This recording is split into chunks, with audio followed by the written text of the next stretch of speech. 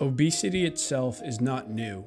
Humans have come in various shapes and sizes since the dawn of our existence.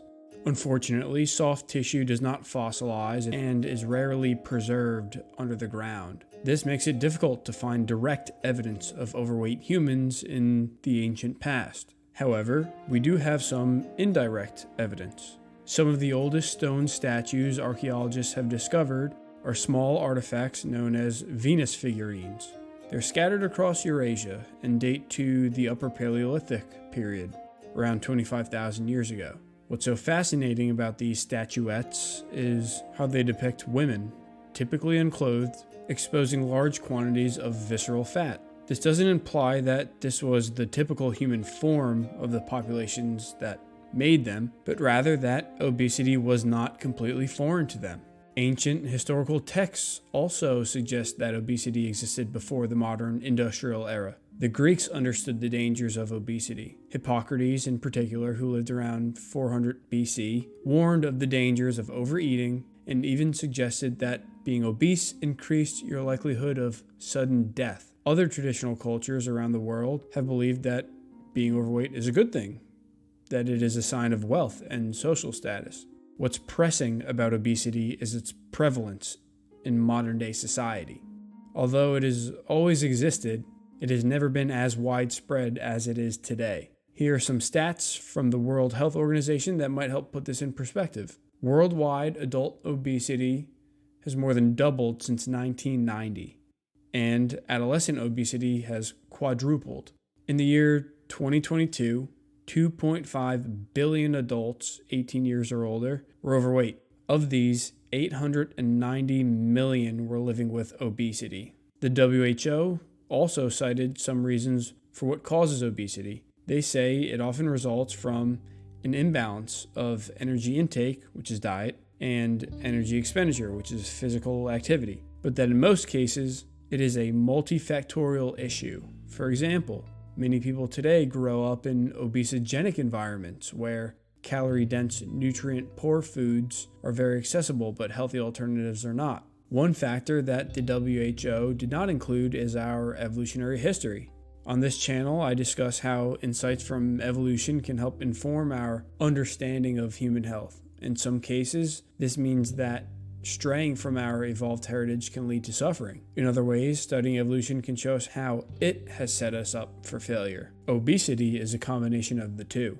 Body fat is not inherently bad. In fact, it is necessary for survival, especially in wild settings. Organisms need energy to perform basic physiological tasks like keeping their heart beating or communicating with another creature to stay alive and reproduce. That energy is derived from food, and it comes in three forms: proteins, carbohydrates, and fat. Protein is rarely used for energy because it is so necessary for structural purposes like building and maintaining muscle fibers. It is the last resort if there are no carbs or fat left. Carbs are a fast source of energy that the body has on speed dial, and fat is the body's way of storing energy for later. Depending on a species' physical characteristics and life ways, it may require more or less energy. Humans have traits that require more energy, making us more susceptible to storing fat.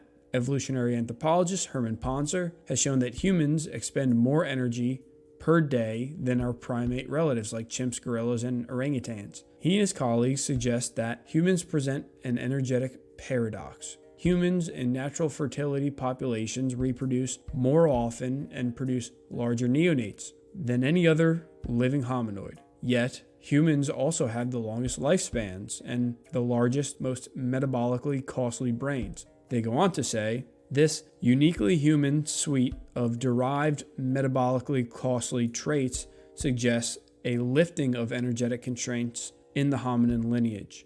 They also tested body fat percentage and found that the average human holds more body fat than these other three primate species. This confirms work previously done by Zillman and Bolter, showing that male and female humans both have more body fat and less muscle mass compared to their bonobo counterparts. Having discovered this, they came to a similar conclusion as Ponzer, arguing that traits such as our large brains, reproductive habits, and even our bipedal foraging strategies all pressured our species into being more efficient at storing energy as fat.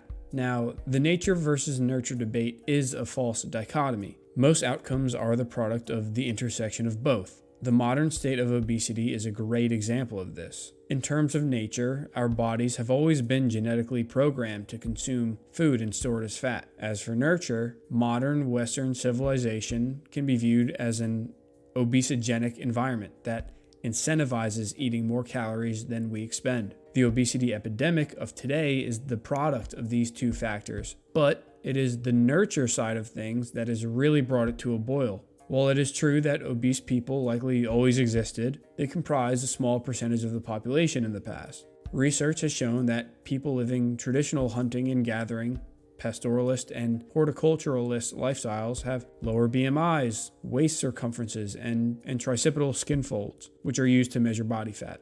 Obesity was rare in pre-modern societies, especially compared to the 43% of the adult population who is now overweight and 16% who is now obese.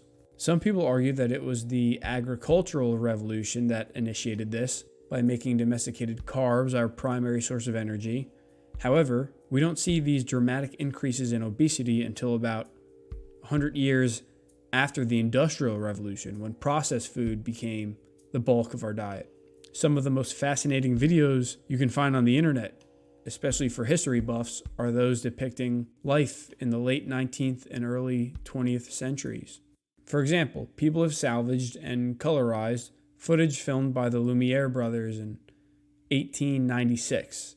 This video shows people from all around the world going about their daily lives in public spaces. One thing that I notice every time I watch one of these videos is the general lack of overweight people. Sure, you see one here and there, but compared to walking down the streets of New York in 2024, it's barely comparable. Anthropologists and others in the social sciences have used the term civilization disease to describe the obesity epidemic, suggesting that it is at its core the product of society, of civilization. However, as we see in the footage of 1896, those societies did not suffer from such a problem so pervasively. It's not that civilization brings about the disease of obesity, it's that our civilization does, our modern Western society. Our genetic predisposition to store more fat than typical for a primate did not become a serious problem until we introduced large amounts of processed foods into our Western diet.